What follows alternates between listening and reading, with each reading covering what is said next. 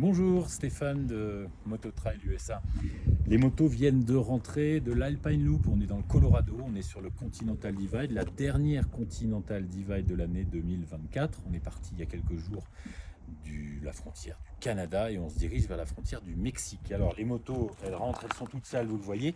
Vous nous avez posé une question, à savoir comment équipe-t-on des motos pour une telle aventure? Eh bien, à la base, c'est une Yamaha 700 Ténéré standard. On y rajoute une protection de radiateur, des crash bars. Grâce à notre partenaire Acerbis, on a une protection à la fois grâce à un sabot, grâce à des protections de carter, des protections de cadre, des protections de bras oscillants, un guide chaîne renforcé.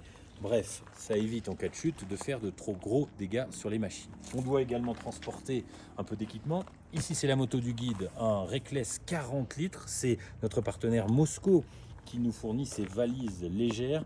Elles sont formidables parce qu'il y a des pochettes étanches qui mettent vos affaires à l'abri de la poussière et de l'eau.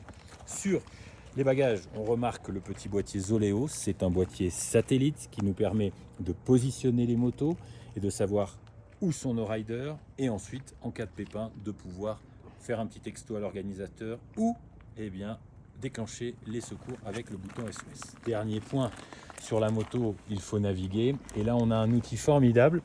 C'est le GPS de Tritech, le Voyageur Pro. Alors, c'est un GPS qui est à la fois ergonomique, très facile à utiliser avec les gants, très lumineux.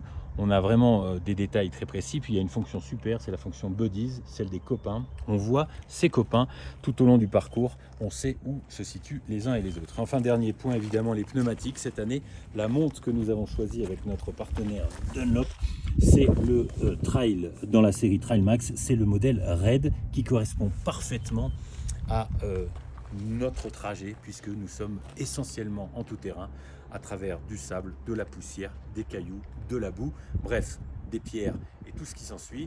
Vous le comprenez, des pneus parfaitement adaptés et une moto standard qui résiste et qui va au bout de l'aventure. Alors si vous voulez nous rejoindre pour cette aventure, n'hésitez pas, vous likez et puis vous nous posez toutes vos questions. À bientôt.